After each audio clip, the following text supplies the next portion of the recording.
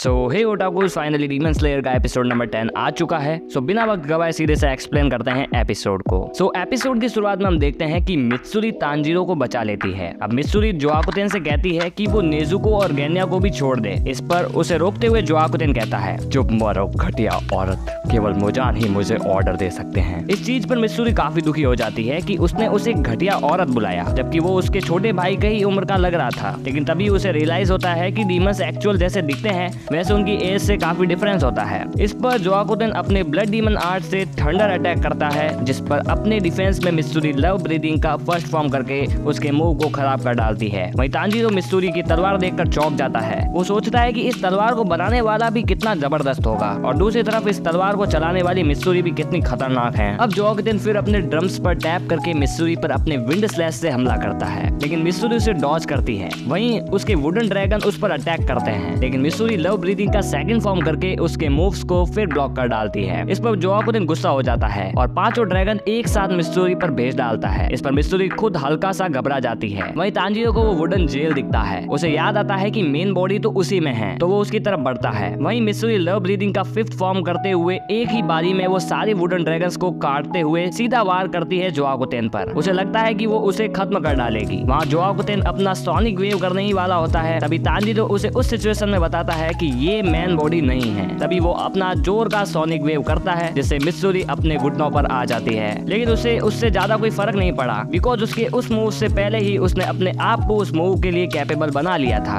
अब जोआकुतेन ये सोचता है कि ये लड़की जैसी दिखती है वैसी बिल्कुल भी नहीं है, ये बिल्कुल अलग ही है, अलग बिल्ड, काफी ज्यादा मस्कुलर और खतरनाक। अच्छी बात है, इसे खाने से मुझे काफी ज्यादा पावर मिल जाएगी। ऐसा कहते ही जोआकुतेन उसके सर पर मुक्का मारने वाला होता है। तभी अचानक हम बढ़ते हैं मित्सुरी के पास्ट की तरफ, जहाँ मित्सुरी एक पुल पर खड़ी होती है। वहीं एक बंदा उससे कहता है, मिसेस कानरोजी, तुमसे कभी भी कोई शादी नहीं करेगा, क्योंकि तुम्हारी ये बाल हमारे होने वाले बच्चों के भी बाल खराब कर डालेंगे। तो तुम्हारी और मेरी शादी की बात तुम भूल जाओ। बट ऐसा क्यों हुआ मित्सुरी के साथ? अब हम बढ़ते हैं काफी ज्यादा और पास्ट की तरफ, जब मित्सुरी एक नन्ही सी बच्ची थी। वो के फादर के मसल्स पर झूल रही होती है और फिर वो अपने भी मसल्स की तरफ देखती है। अब जब मित्सुरी 14 महीने की थी, तो एक दिन शाम को उसकी प्रेग्नेंट माँ देखती है कि मित्सुरी अपने कमरे में नहीं होती। वो मित्सुरी को बुलाती है कि तभी मित्सुरी एक छोटी सी बच्ची अपने से बड़े और भारी पत्थर को अपने हाथों पर उठाकर खड़ी होती है, जिसे देख उसकी माँ भी घबरा जाती है। अब भले ही मित्सुरी दिखने में छोटी थी, लेकिन उसकी भूख बड़े बड़े सूमो रेसलर से भी ज्यादा थी। वहीं मित्सुरी इतनी स्ट्रॉन्ग थी कि एक सूमो रेसलर को पंजे में हरा डालती है। इस बात से वो काफी खुश हो जाती है। लेकिन एक रात जब वो थोड़ी बड़ी हो गई थी, वो सोचती है कि वो बाकी लड़कियों से बिल्कुल अलग है। तो वो अपनी माँ से ये पूछती है कि क्या कभी कोई उससे शादी करेगा। इस पर उसकी माँ कहती है कि वो ऐसा सवाल क्यों पूछ रही है। तो इस पर मित्सुरी बोलती है कि वो काफी ज्यादा ताकतवर है, वो खाना भी बहुत ज्यादा खाती है, वहीं उसका हेयर कलर वियर्ड है, ऐसे में उससे कौन शादी करेगा।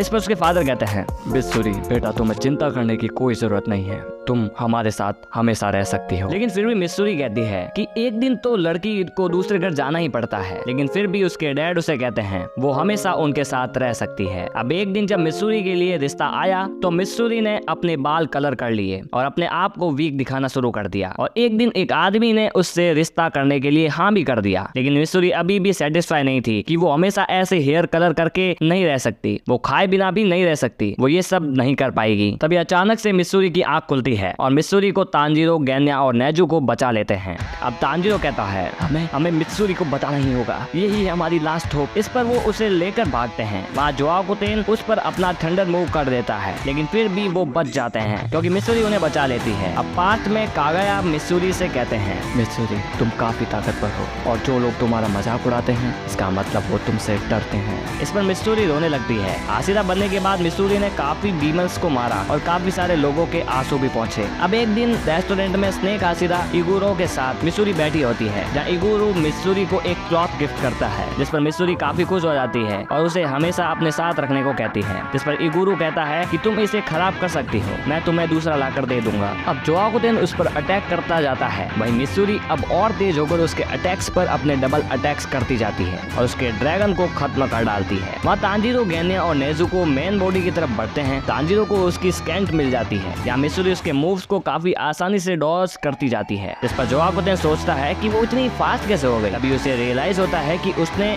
उसका डीमन स्लेयर मार्क अनेबल कर लिया है। वहाँ गेन्या अपनी तलवार से उस पर वार करता है, लेकिन उससे उस लकड़ी पर कोई फर्क नहीं पड़ता। वो लकड़ी उन तीनों को और ऊपर उठा लेती है। यहाँ गेन्या कुछ करने में कैपेबल नहीं होता तो वो अपने मुंह से ही वो लकड़ी को तोड़ डालता है। यहाँ नेजुको उसे अपने ब्लड डीमन आर्ट से जला डालती है और तांजीरो फ्लेम ब्रीदिंग कर उसे काट डालता है, लेकिन उसमें वो मेन बॉडी होती ही नहीं। वो मेन बॉडी झाड़ियों में भागने लगती है। यहाँ हांतेको को भी अपनी पुरानी बात याद आने लगती है, जिसे यहाँ कोई बंदा झूठा कहने लगता है, जिस पर हांतेको कहता है कि उसने कभी झूठ बोला ही नहीं। ऐसा कहकर वो रोने लगता है और भागने लगता है। यहाँ गेन्या पेड़ उखाड़ कर उसकी तरफ जोर से फेंकता है और नेजुको के वार के साथ ये एपिसोड भी खत्म हो जाता है। तो गाइस, अगर वीडियो पसंद आई हो तो वीडियो को लाइक कर देना, चैनल को सब्सक्राइब कर देना। हम मिलते हैं अगली वीडियो में। Till then bye.